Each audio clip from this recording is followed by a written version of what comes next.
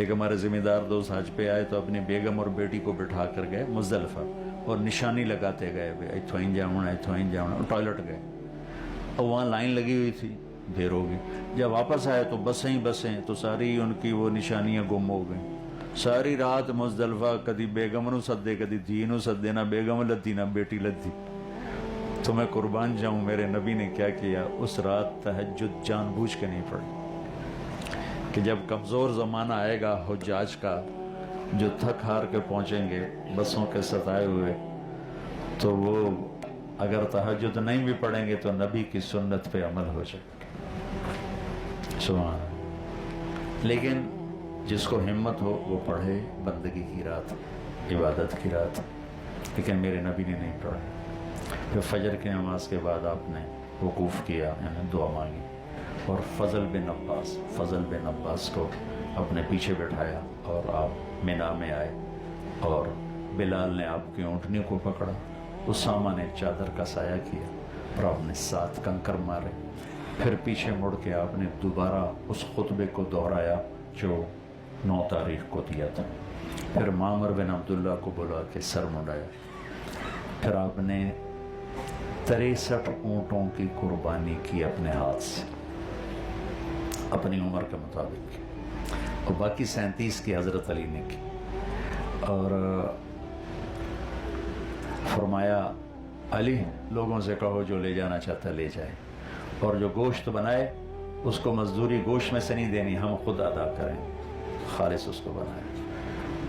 اور ایک عجیب بات، اونٹوں میں جنگ شروع تھی جب ذبح ہو رہے تھے نا، ہر اونٹ آگے بڑھ کے خود ذبح ہونا چاہتا تھا،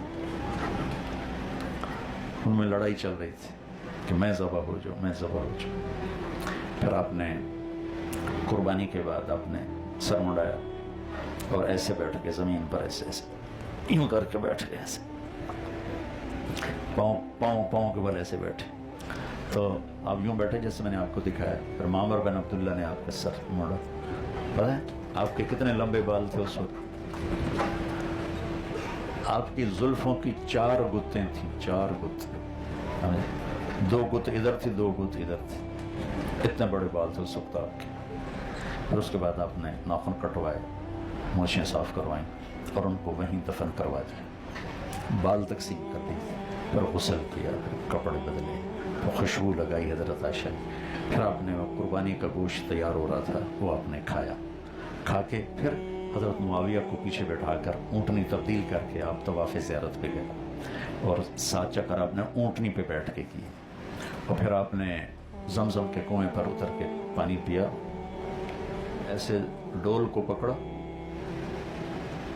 اور یوں منہ کو لگایا اور پیتے گئے، یوں چڑھاتے گئے، جب یہاں تک آیا نا تو سارا اپنے اوپر ڈال لیا، گرمی تھی بہت زیادہ نا تو سارا اپنے اوپر ڈال۔ پھر وہاں ظہر کی نماز پڑھائی اور واپس آئے۔ پھر 11 کو کنکریاں ماری، اور اس کے بعد پھر آپ نے 11 کا خطبہ دیا، اور 12 کو آپ نے اجازت دے دی جو جانا چاہے کنکر مار کے۔ آپ خود 13 کو کنکریاں مار کے خیف بنی کنانہ میں جا کے ظہر اثر مغرب عشاء پڑھی، اور فجر جا کے پھر آپ نے 14 کی صبح بیت اللہ میں پڑھی، اور سورۃ والطور کی تلاوت کی، اور طواف ودا کیا، اور زمزم کے پانی کو مشکیزوں میں ڈلوایا، اور صحابہ کو چھٹی دی، اور آپ نے مدینے کی طرف رخ فرمایا، اور 22 تاریخ کو آپ مدینہ پہنچ گئے۔ یہ ہے میرے نبی کا مختصر حج۔